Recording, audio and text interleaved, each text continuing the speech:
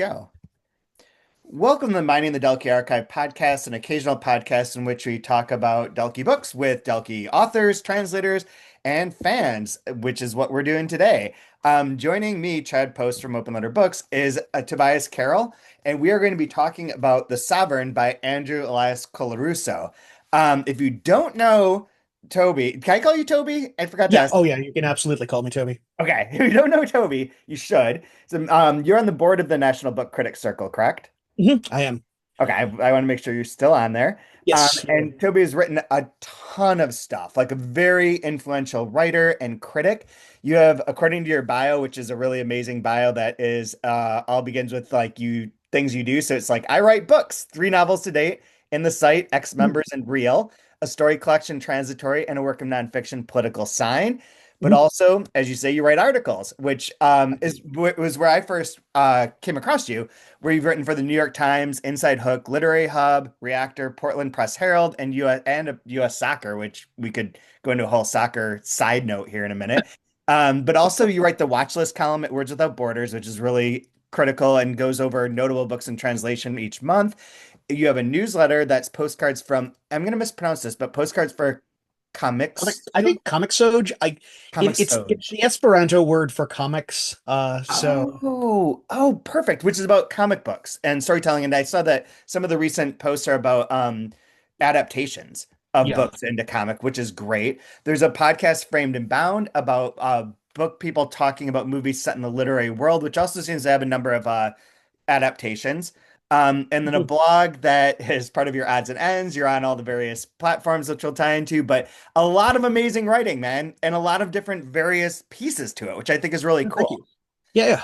Yeah. It's trying to stay busy. I mean, a lot of in the last couple of years, the newsletter and the podcast have just a lot of it's just been like, well, this would be, I kind of I my foothold in the world of writing was really doing a zine when I was in college and out of college. So there's always kind of been that sense of like, well, if I want to do this, like, I can do this. I mean, it's also a lot easier to pay, a $7 a month podcast hosting charge or however much I pay button down. Um, than to have to sort of raise money through selling ads or whatever and deal with offset printers and everything else. I have a couple of one of these days I have some hilarious stories from the zine trenches, um, which yeah, there were actually two very specific misadventures that are still 20 plus years later, uh, neck and neck for the most embarrassing situation. Well, one of them is the most embarrassing situation I have ever been put in. Well, okay, you can't tease that story and not Okay, give us bits. so the printing press, we eventually did, I think, 6 issues of the zine. Um, and I think for the last four of them I used the same printer. Um, and the name of the printer was KK Stevens. Okay. Um, and you know, fairly easy to work with, although they objected to one ad that we ran in one issue, which is a whole other thing. But Really? the one this was the 90s. So among other things, they said, the company said, like, well, we need to be paid via certified check. Oh, okay. Yeah. So, Nice. it was usually pretty easy. I would go into the bank and I would say, I want to get this made out, and made out to KK Stevens Publishing. And one of the days I walk into the bank that I had an account at in New Jersey, and I said, hey, and I want to check for however much it was for KK Stevens Publishing. And the teller did not hear me correctly, and she just is shocked and says, "You want me to make a check out to KKK Publishing?" Oh my God. Very loudly, so like you could kind of just hear like every head in the back's like, "What?" So much fun. I'm like, "No, that is not what I said." As Uh, loudly as you can. okay. It was just like, ah! Like, Oh my which God. to be fair, I have had no contact with KK Stevens Publishing, in the years since then. But I do feel like, yeah, if your company does have a very to have like 2/3 of the things that make it up are in common with like I, one of the most reviled hate groups in the world, like maybe just be like you something else. Because I change that. cannot imagine I'm the first person who had that like super awkward, like, I'm sorry, we're not going to give you a check for a hate group. Like, no, it's Yeah. not a hate group. It's just a printer in the Midwest. They're Oh my pretty laid God. back, I swear. You never know with those printers in the Midwest. But that, I see that all the time where it's like organizations or businesses that change to have the initials KK. Like it'll be like Classy Ooh. Car Wash and it's like spelled with K's. And you're like, why? What led you down that path where you're like, It's this like is what I would like. it's like the bit on The Simpsons where Krusty's like, it's a Krusty's comedy classic. And he's Yeah. like, oh no. Like, Oh, no, no, don't do no, stop. incredible. Incredible. So yeah, so yeah, I mean, we'll link to everything, but there's a ton of your writing, ton of your work that people can check out. I highly so before we even get in the book, highly recommend the Words Without Borders watch list, which I think is fantastic and super useful to like just encapsulate like what's coming out in a month. There's, Yeah, so much stuff. It's good to have a little bit of guidance for that. yeah, So now to preface this, so we ran into each other at the National Book Critics Circle award ceremony, or maybe it was the readings, or both. And I had mentioned to you that we were doing this series of podcasts, and just anyone who was like a big fan of a particular Dalkey book could come on, and we would talk about that book. And then you emailed me a couple weeks later about The Sovereign, which I had pulled it aside at one point in time when I went through like John's stuff and was getting copies of every book that we could find and was like, wow, it's a Puerto Rican book. And similar to what you might have said, I don't think we yeah. recorded it. We'll talk about it in a second, but similar reaction of like, I don't know what this is, but it sounds kind of intriguing. Never then picked it up again until you emailed and was like, okay, let's get into this. So I've read it, you've read it, we'll talk about it, but to go kind of circle back there, how did you come across this book and what led your interest into wanting to discuss it here? That's funny. I'm not 100% sure. I think I was clearly aware of it on some level, but I don't know if the author was just, I mean, he and I are both based in New York, so it's Right. possible I read it, that I just saw that he was doing an event somewhere near me, and I was kind of like, oh, speculative, near future Puerto Rico, Andalki. Okay, that all sounds super promising. Or if I came across it another way, I'm honestly not sure because yeah, I think I've seen when I after I finished the book, I was looking up a little bit to see like where there had been discussion of the book after the fact. But I honestly do not know. I just know I feel reasonably sure. I think I ordered this from my local indie word in Greenpoint, Oh, and yeah. it had actually been on my to read shelf for ages because I think it always looked a little bit more daunting than just the like, oh, I've got some Yeah. downtime.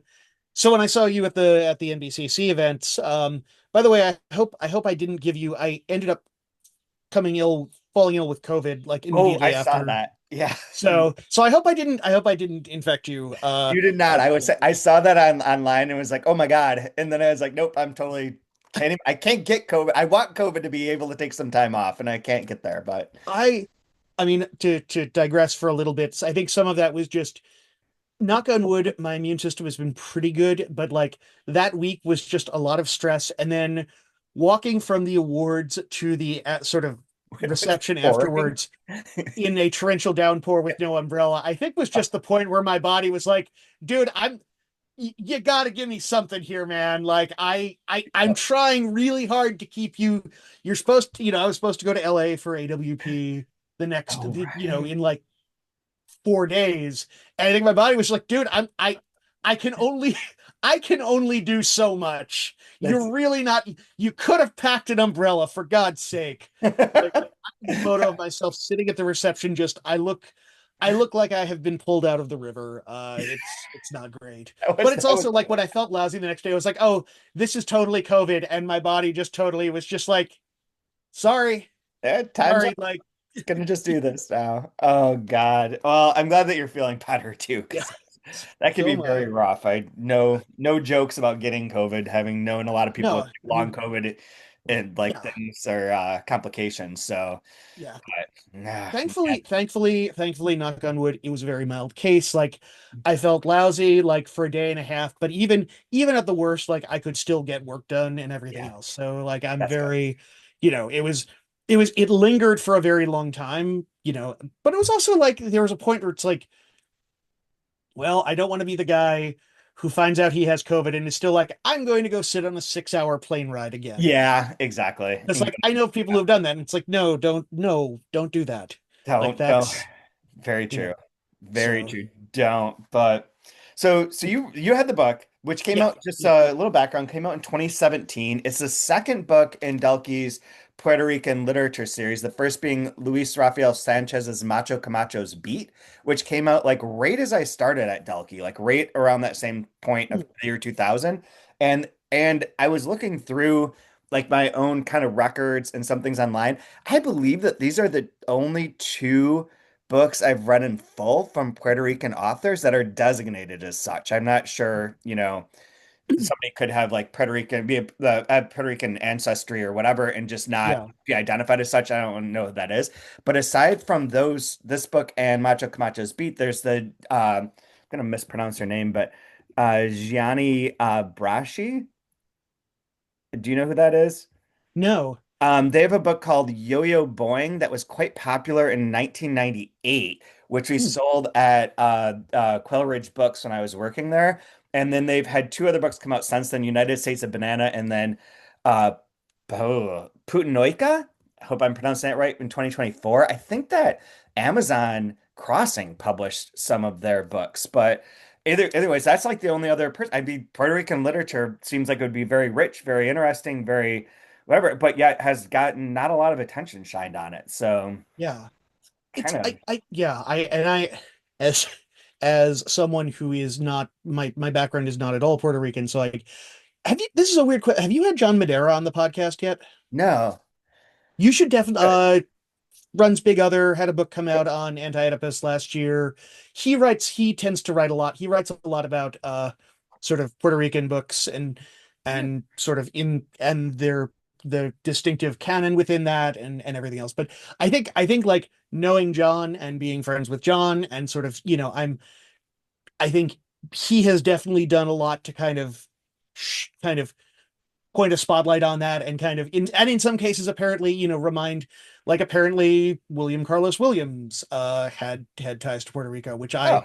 had no idea about Good. but you know I was gonna say wouldn't be the first artist from associated with New Jersey to have ties with Puerto Rico, Fair. which I will absolutely rep my home state and everything for it. Very, So very true. but yeah, I mean, I think the one thing I feel like you kind of got into it a little bit with the referencing of Amazon Crossing releasing is that like I think I've covered a little bit, not a ton in the watch list, but there have been some books in that have come out because I feel like if a writers there are some Puerto Rican writers who are writing in English Yes. and some who are writing in Spanish. And Right. so there have been a few things I think at least one, maybe more that I've covered at Words Without Borders, where I mean, which is also just kind of it's it's always it's an interesting thing in a good way to kind of to be reminded that like writers from I guess broadly speaking the US you know aren't just writing in English and that there are you know yeah, and that's so Absolutely. I'm looking at the translation database real quick, and there are just a handful, 13 books that are in here. The website, as I've mentioned, the database sort of like ceases around 2021, gets pretty iffy and will be updated soon. But Luis Negron is another person I am familiar with, and then Eduardo Lalo, but that's basically it. The others are new voices to me. So it was exciting to be able to read this with that perspective in mind. And those ones in the translation database would be Puerto Rican authors translated from Spanish. So again, just like yeah. what you're saying, there's a much broader diaspora. And in terms of this, so Andrew Elias Colarusso, this is his first novel. He's had a couple other short story collection and a poetry collection that I found. Or was it just two poetry collections? It's a little unclear. He also does have a Substack called Zafra that writes Hmm. about popular culture things. Trying to find their About Us page. It's he has, yeah, so back to his work, he had a chapbook, he won a chapbook poetry prize for his collection Creance or Comest Thou Cosmic Nazarite. In 2022, his collection of short stories Souvenirs, which was Hmm. co-authored with poet Karen Anhui Lee, was published by Baobab Press. And his first full collection of poems, Havada, was published by Flood Editions. And he was the co-founder and editor-in-chief of the Broome Street Review, which was based in New York City from 2009 till 2017. He worked at Brown for a time, although it's not clear that he's still doing that. And then with this, it was Zafra, like the most recent article is called Love the Sin, Hate the Sinners, a synoptic side-eye on Ryan Coogler's Sinners. So Hmm. interesting. All looks very interesting, Yeah. but I just came across it today, so I haven't done as much research into that as I wanted to. But yeah, I feel like his I'm certain that his email exists somewhere within all of the Delkey files, but I thought it would be more fun to just talk about this than to reach Yeah. out to him ahead of time. So I know there's a blurb by Forrest Gander in the back of yeah, my yeah. copy, and I also with the reference to Brown, I also found myself wondering if his time as a in the MFA program overlapped with when Brian Evanson was teaching there. Oh, that would make sense too. So And Carol Meso is also one that seems like adjacent to his writing. The one review that I could find, I don't know if you had found more information of like people who discussed this afterwards, was from Kirkus, and it's primarily like positive, but has like a little bit of this hedging of like some of it reads like a graduate thesis. It's kind of overstuffed, that sort of vibe to it. So it does seem like it's possible that this was part of a MFA thesis or part of his MFA came out of that period of yeah, time, which is where all those influences, the Forrest Gander, Carol Meso, Brian Emerson really make sense too and do yeah, seem to show up in here. But and you had said that before that you don't believe you've crossed paths with him, but he does own a bookstore, right? yeah. I think further, I'm in fairly North Brooklyn, and his store I think is somewhere further south of me. Um, but it's definitely like it's opened, I think, in the last couple of years, and I think it's kind of from what I've seen, I think there's a fairly sizable comic selection, and I think it's I think it's kind of it looks like there's also a fairly large like kid selection, so it's kind of Yeah. geared towards if hey, the whole family can go and buy some books, which I can't really argue with that. I think that's great, and I'm I, I'm the child of two readers, so I think that's nice. That's perfect. And this is, yeah, so it's called Taylor and Company. Their website does have like a very like kids looking mural on the front top part of it. And then their upcoming events are Four Mothers, an evening with Abigail Leonard and Vina Dinahavi, and then Dyke Delusions with Samantha Mann, Mia Arias Sang, and Chloe Caldwell. So Oh, yeah, I cool. think what you're saying is like very true. Like it seems to be like both appealing to families and Yeah. people within that community. Great. Absolutely amazing. So, in terms of this book itself, I'm going to try and summarize this. Maybe. I good. I'm just gonna say good luck. It's it. Okay. So it's sometime in the near future, for the most part. In a lot of the book takes place in Puerto Rico, which is under the same current circumstances it is now, where it's like not a state, not completely independent. Is it a Commonwealth of the United States? There's that relationship, and there are a series of people who are that are revolutionaries trying to change the status and to become independent of this colonizing nation, not necessarily completely independent, possibly as a state of the United States, but in some way break free of that. The book is told through a series of the main part of the book, the second part of it seems to be a series of chapters that kind of focus in on one of the different characters that are part of this interwoven web. They're not told chronologically. Some of them use like text messages or like kind of military coordinate stuff. There is one section that is related to the comic book thing, retells parts of like a vision for Spider-Man that has no like Spider-Man-ness to it in a lot of ways, which is really great. I found that very entertaining. There's a colonel and a lieutenant who are kind of the main, maybe possibly the focal point that one could look at, where they're in a house along with like some other revolutionaries that are part of the evangelist revolution is what they're being called, and that they're in this house, that safe house, but they know they're about to get fucked by drones and by whatnot else. Everything's gonna go awry. The lieutenant, she's playing is it Shostakovich over and over and over again. And the colonel is sort of having a dialogue with her. There's a person they've captured that they kill, and then that gets blown to hell.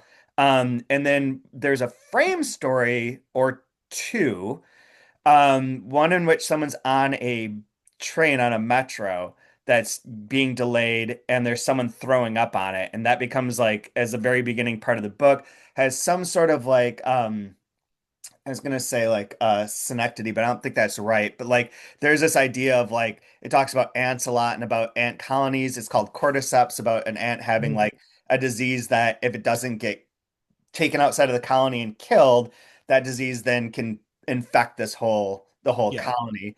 That part, and then there is like a beginning section with a guy walking, trying to get to the hospital. It's all part of this part one, trying to get to the hospital where his wife is going to have a baby. I believe that is the colonel, and that then kind of ties these two things together of being in this Puerto Rican uprising that is completely shut down and blown apart, and yet maybe he's back in Manhattan going to see the birth of his second child.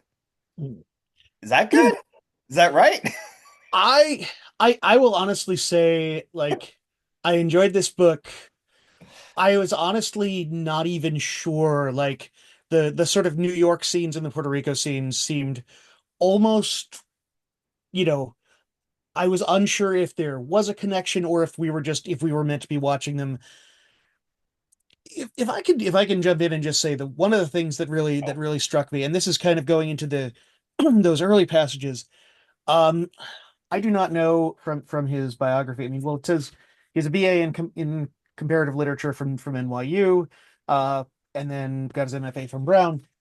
But if I had not like if I had not known that, I would have guessed that at some point he had worked as an architect, because there Oh, is yeah. such an attention to, like, I mean, the New York of this Vatic odor, owing in part its shape to the gilded imaginations of McKim, Mead, and White, their vision of a city without shadow, drafting through the turn of the century and well into the blushing progressive presidency of Teddy Roosevelt, a metropolis measured in caryatid limbs and clean lines, the sun in every foyer stretching its brass beams over marble, a Neo-Georgian concern for classical symmetry in every portico, every Corinthian colonnade littered with the discarded paper voice of yesterday's peopling. I mean, just like, oh, Yeah. It's, the architect thing totally makes sense too in the way that this book seems to be kind of constructed. Like there is a lot of different materials that go into it. Like I'm talking about it in three parts because it's divided into three parts.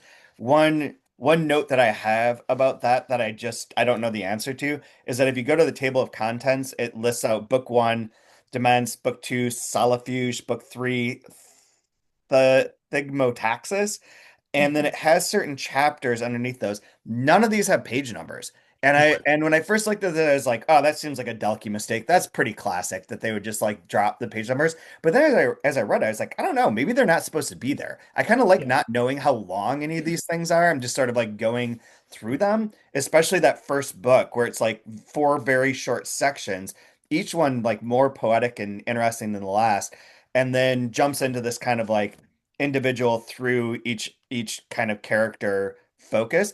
But within that, it switches. Like we said, there's a lot of different kind of styles of writing. It does have this different like kind of material feel to it, as if there is something being kind of pieced together for you to see as a whole, rather than here is your plot, sort of vibe to it. I also found myself wondering, and I don't know if you have any insight into this. The way that the way that it is, there are a couple of design choices that Yeah, seemed very particular, same. like the way that, if I'm looking at the first part, the cordyceps is on the reverse page, which And then, like yep, seems like a very conscious choice to not to kind of utilize some of the spaces that would normally be unused in a book like this. Um, that's interesting. and again, I don't know, with the exception of somebody like Zach Dodson, who is both designer and writer, like I have no idea, to what extent, if this was the author's idea, if this was a designer's idea, if this was just like, we can probably, you know, what if we just, what if it would be a little less intimidating on the shelves if we just put these chapter names on the backs of the part, I don't know. Shrink it down a little bit. That's interesting because there is, after page 10, there's a blank page. The recto is blank, and then the verso is inertia. So there's at least a moment where that's intentional, like where Yeah. it could have been the opposite way. But I think that's interesting. It is one of those things that I think about this a lot with these Delkey books, where sometimes I'm like, is that an error, or am I just like not analyzing it enough? Or am I over analyzing it and it's just like a silly mistake? That's such a weird thing that can happen. But I agree, like that is interesting. The use of like the Roman numerals, the small Roman numerals for each of the chapters, I think is kind of cool because it sets it up almost like an outline, or like looks like one of those kind of like Microsoft Word outlines where it's inserting that next level of outline to it. And the spacing between like the paragraphs and the way that things are arranged on the page throughout those pieces is all very different. And also, one other note is that the dinkus that they use throughout, which I just had open in between some of the larger sections, is Mhm. like this.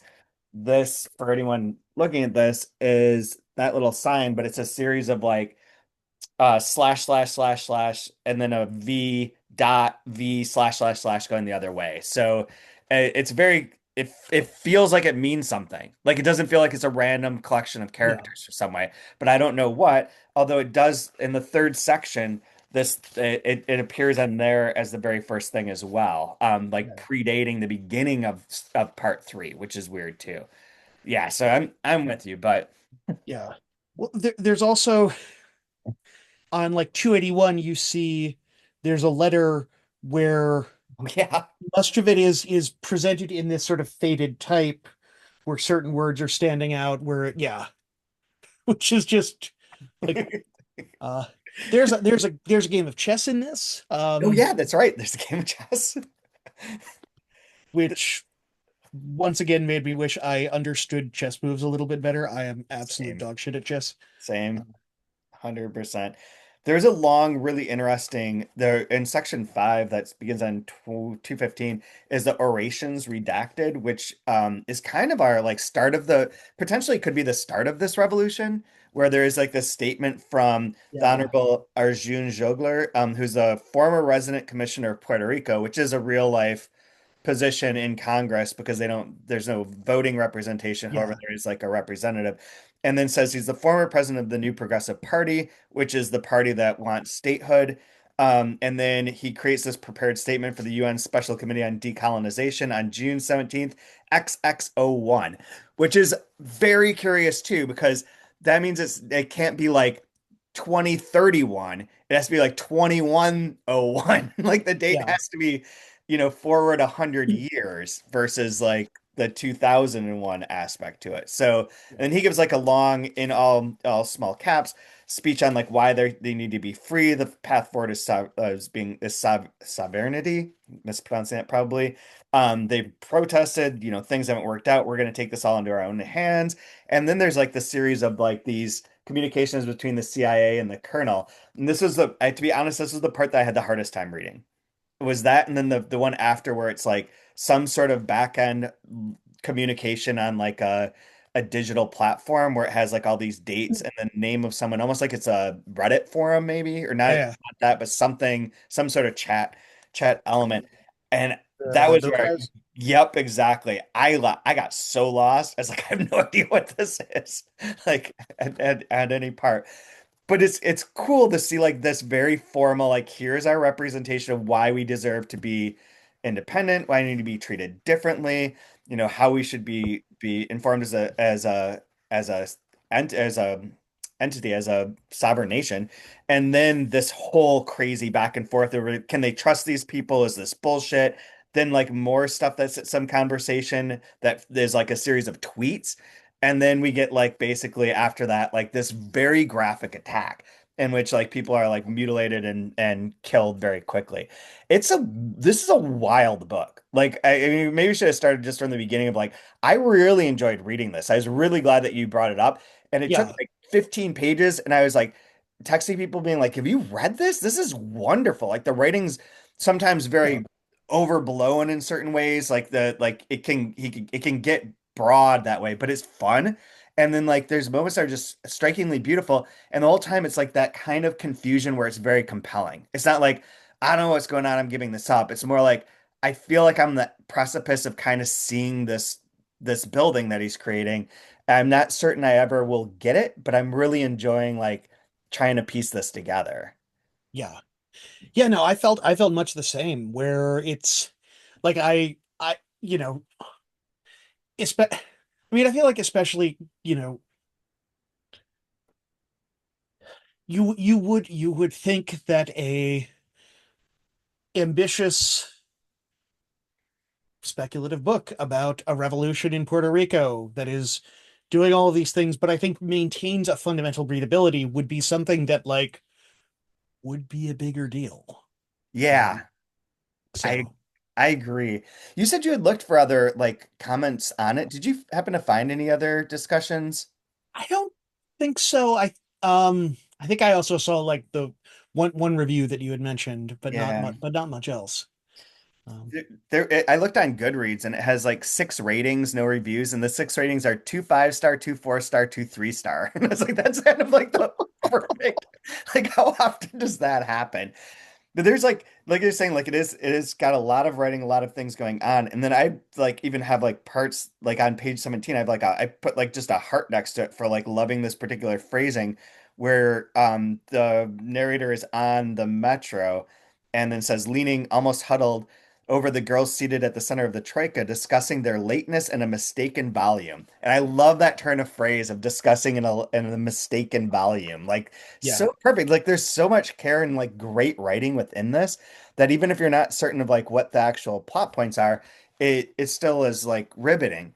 And I think one of the other like kind of paratextual elements that I found both like helpful and also like a little baffling is this family trees yeah, yeah, that are that are organized. For anyone viewing this on YouTube, you can see this, but it is sideways instead of being up and down like you usually see, two people, marriage, then the line going downwards into like their children. This runs across horizontally.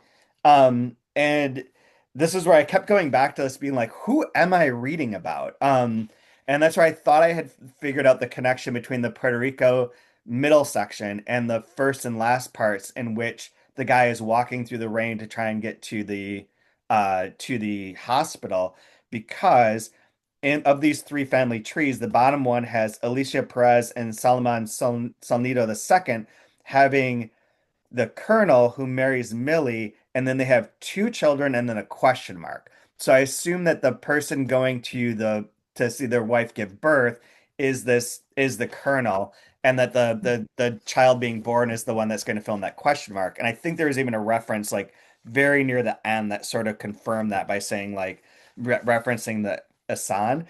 But then there's like the Salomon Solnito III is one of the major players in this revolution, according to other people, but we never really like interact much with him. He's just like gets in trouble for smoking a cigarette. it's also interesting to me that to actually jump back to page 17, there's there's a there's a passage that may speak to that, but also feels almost metafictional in the sense that this is happening in the first part of the book. After the second's death and the absence of the third, skipped by the numerical assignation of my birth, I am first. And like you're reading this in the first part of the book, like it, which is, I cannot imagine was not done as a conscious maneuver as well. Like, Yep, you know, absolutely. I mean, this book is really fun to get into. So like even with those things, one of the things that's worth mentioning is there is a lot of Spanish in here. which for the most part I like could just follow from like the Spanish that I know without any trouble. Every so often I'd look it up because it's just like, wait, not certain I'm getting this. But that's a move that I always think is really cool and very good for this sort of book in particular. Yeah. And then like we mentioned the comic book stuff, but that's right there in the front too. That's on 16. Like Yeah. remembers the first thing in the morning decision I remember lifting Batman and the Outsiders number 10 from the corner store. And then it has like set off as the title of the comic, The Killing of Black Lightning. And it talks about Black Lightning for a minute. And that kind of mixture of like that kind of pop culture, the tragedy of Black Lightning being killed feels very like, relevant to this. And then mixed with this kind of like, actual specific life is very cool. It's been a long time since I last delved into this, but I believe also, and I and I'm gonna guess, given that Andrew Elias Colarusso owns a comic book store, Yeah. and I think he is of relatively similar age. It is very possible he is aware of this. If I remember correctly, because this is I have not read about this in decades, but I believe Black Lightning is a somewhat contentious figure in the field of like creator ownership because he's a DC Comics character, but I think the Tony Isabella, I believe, is the one of the creators, Okay. and if I remember correctly, like there was a character created for one of like the late 70s animated series who was like Black Lightning in all but name, I think in part Oh, so for kind of business and royalty reasons, which is something that kind of, if I might be completely misrepresenting this because it has been a long time since I last read about that, but like I feel like that also kind of maybe is intended as kind of a mirror of some of that, like the corporatization, the kind of corporate overreach of the US in Puerto Rico and the sort of questions of ownership and control and who gets to kind of decide this. And here you have the killing of Black Lightning, and yeah. I mean, yeah, and this book is like it does get into the political situation, but not in like a heavy-handed way or in a way in which you need to have like a lot of background to Yeah. understand it. It's all pretty on the surface. Like there's Yeah. not a lot of autonomy within Puerto Rico. They can't make their own like trade agreements. They're like, but you can travel to the US as if you were a US citizen. That's great. The support that's supposed to be there for like all the social networks and social situations that we have in the US applies to Puerto Rico. However, like seems to be not being dealt with in the same level. There's like it's very clear the US is like, you know, has this situation, this relationship with Puerto Rico that dates back to the Spanish American War. And then it has never really seemed to have evolved in a way that's like logical for the Puerto Rican populace. And Yeah. looking through like the little research I did into like what the feelings are today, it seems to be the same almost forever, where it's like half of the people want to be separate, half of the people want to be part of the United States as is, and half of the people want to be, a full state. And it Yeah. actually is more seems to be like keep it the same or become a state seem to be the most prominent. Yeah. Become an independent nation is much lower because I think that would be very problematic. They reference it within here as like you don't want to become Haiti. You're gonna have all these problems that you're not gonna be able to deal with. But the idea of like being exploited by the United States, very clear. Having like no control, no representation. All these things are such like huge firebrand issues if you put them into almost any other context. And yet, like within the general mainstream media now, Puerto Rico only shows up when there's like a massive like hurricane hits. Yeah. And then the stories are like, wow, we're really fucking Puerto Rico and not helping them at all. Like, this is a horrible situation. But then goes back down to like not a lot of attention, which is really frustrating. And having read this book, I feel like, emboldened to be like, come on, man, let's fix this situation. It was interesting to read this too and see like the reference to Arecibo Observatory, which I think has, in the years since this was published, just completely like just like basically ceased to exist. And I can remember, uh, reading that like a lot of people in Puerto Rico were saddened by that for many reasons, but part of it was like they're like this was having this world-class facility was really great for our kids because it's like if you want to get kids who are interested in science really into science, like you know have this incredibly cool world-renowned observatory here, like Yeah, people are going to be like, "Oh, cool, yeah, I want to do that." It's like, and losing that is yeah, it's heartbreaking. it really is, and it's a bad scene in certain ways, and like very unfortunate for everything. I do remember I keep thinking back to that hurricane that was like some years ago now, and that like taking so long to recover. But I've never been to Puerto Rico, but I've heard it's extraordinarily beautiful, and all these descriptions are beautiful. And given interest, I'd love to go there at some point in time Yeah, as would I. and find out some more of these works. So. Yeah, and I think one of the other characters that is kind of a focal point here, which also takes up a lot of space and is interesting, is she goes by it's Matilda, but she goes by Malou, I believe, correct? And she's the one who's born from Yeah, the kind of quasi-German family, very like stricter family, and then marries Jens Richter, has the two kids, Theophilio and Baldomero. Baldomero being the name of someone that she has a crush on, but is not, and then is also reused as the name of her son.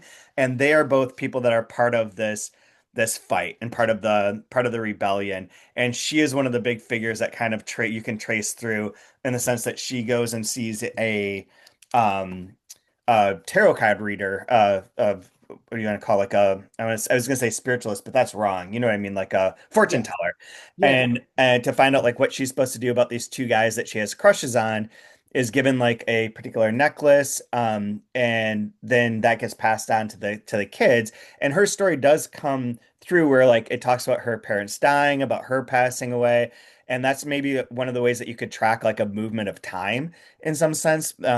And like you said at the beginning, this is like speculative fiction because it's not Puerto Rico as is, and it's not this period of time. And at the same time, I never had the feeling that it was like so far off in the future that it's unbelievable. It actually feels like just like right now, just like an yeah, alternate reality. Like the fact that the US is using drones, and this is discussed in the book, is like you're not fighting, they're just like, Game Boying like the destruction of this area. yeah, That's now too. That's not futuristic at all.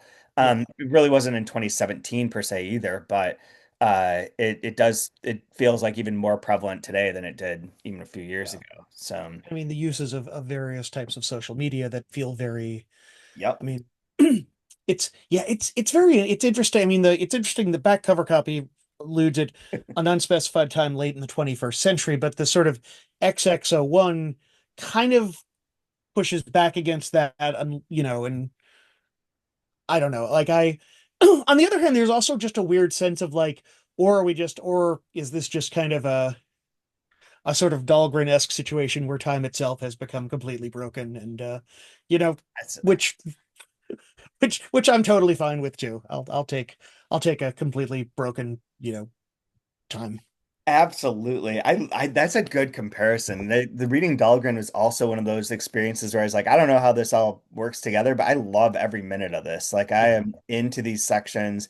I don't really care. I'm not going to try and like put together, not use some galaxy brain vision of like how this all works, but like yeah, just really truly enjoy and like I felt this book really was like, even though there's not like a clear beginning, middle, end plotted sort of situation, I really couldn't put it down. I wanted to get yeah, to the next part. I wanted to read like absolutely. what was going on. I really like would fall into these sequences, and like you mentioned at the beginning, they're very architectural. Like I think it's in, I forget which section it's in, but when the second, whatever the guy, or the third, Solomon the third, when he gets caught smoking, or get his father finds like the cigarettes and is like trying to figure out whose cigarettes they are essentially, and is like, light this to see like how anyone smokes.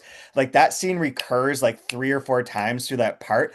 And it works so perfectly because you're not really talking about that or even like a direct effect of it. But when it comes back, it lands as like another moment of character development and of like being able to like see that scene again and see that sort of like anxiety, knowing full well that these people are going to become like trying to lead a revolution and things are going to end up well, which is the part that's like, spoiler, but also like it tends not to, um a lot of Yeah, times. yeah, The US government likes to put things down and make sure that there is no escape from their power and colonial rule. So tough.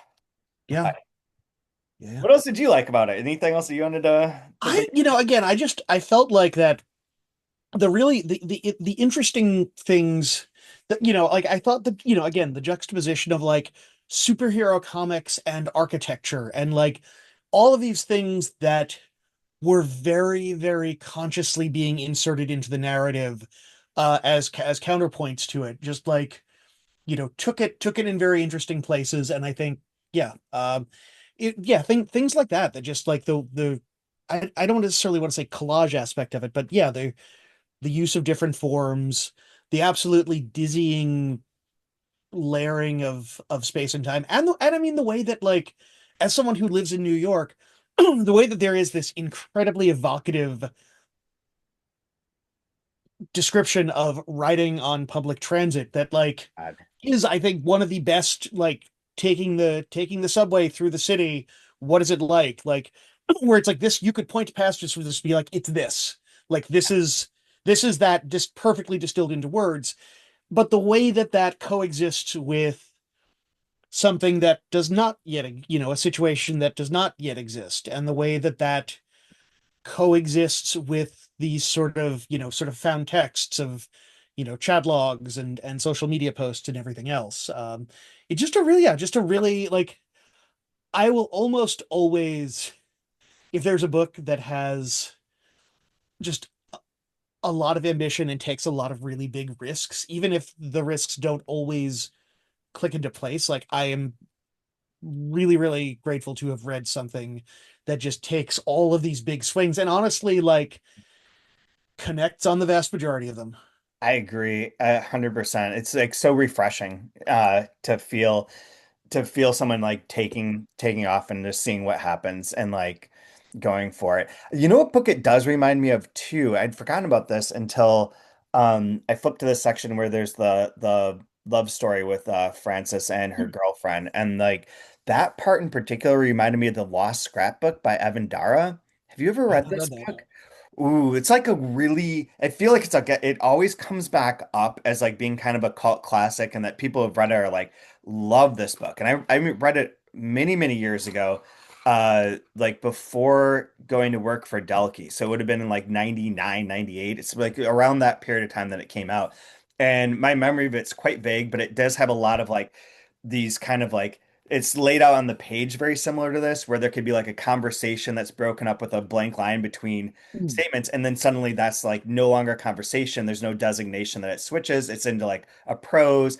It moves through like different sequences of how to mm, relate events, how you're going to tell things either traditionally or through like these different modes of speech or whatever. And then it also has this the thing that comes up in here where like some of those little symbols reoccur. Like the idea of the ants in the colony comes up a few times throughout the book. Like I can't remember who it is, but I think there's like one of the characters is like their parents see them pouring like hot water down like ant mm, hill. And that's like just there as like a little reference, but that's also been kind of pointed out at the beginning, and it gets pointed out towards the end, and like starts to build through those kind of connections that you can make without being like, here's our metaphor. Our metaphor is ant colony. We're going to use ant colony. It's just like it just shows up in these kind of naturalized forms that are like great to like pick up on, and just I don't know. I agree. I was just like really, really wowed by this book, even though like I wouldn't say like this is a perfect book, but I don't think very many books are perfect books, and I think it's really great to like, represent something that you're like, I can get, I'm going to get to where this book is. I'm going to meet it where it is, and I'm going to enjoy it for what it's doing, and think that it's really a fun and interesting read. yeah, agreed. Right. So, Awesome. I highly recommend. We recommend Yes, Severed. absolutely. 100%. And if you do read this and like it, I do recommend The Lost Scrapbook. Now I feel like I want to reread that book. But also the other Yeah. Puerto Rican book, Macho Camacho's Beat, does something. It's been years since I've read that, but it does something a little bit similar in that the premise of that book, or the kind of construction of it, is that there's a song on the radio, a popular song, this Macho Camacho's Beat, and throughout the chapters that will recur. And so you'll see like different characters, but always the lines from this song show up somewhere within Mm. in that part. It's a short, tight book, very, very cool. Also worth checking out. So, Nice. anything you want to plug, Toby, before you get out of here? Aside from your pieces you're writing? No, just I mean, I think yeah, this is all pretty good. The next thing I'm working on, I think, is going to be out early next year, and that's a book for the Bloomsbury Timecode series on movies, on the movie Kill List. So I'm kind of immersing myself in weird folk horror stuff right now. So which has been fun. You've got the life to be able to work in like several mediums or like talk about several different artistic mediums from the comic books, the movies, literature, translations within that. It's Yeah. fantastic. So Thanks so much for having me on. absolutely. Thank you for doing this. And if you're Yeah. listening, please rate and review. You can always subscribe through Apple Podcasts, Spotify, wherever you get your podcasts. You can watch it on YouTube. We're obviously, hopefully, you're subscribed to the Mining the Delkey Archives Substack. If not, do that. And the next book that will be in this series, I don't know what is. So you'll just have to stay tuned and find out. There's three things that are set to be recorded, but I can't remember what order they come in. So there we are. Very cool. This is my summer life. No longer have to go teach classes. Now I don't know what anything is. Thank you so much. This has been Thanks so excellent. much.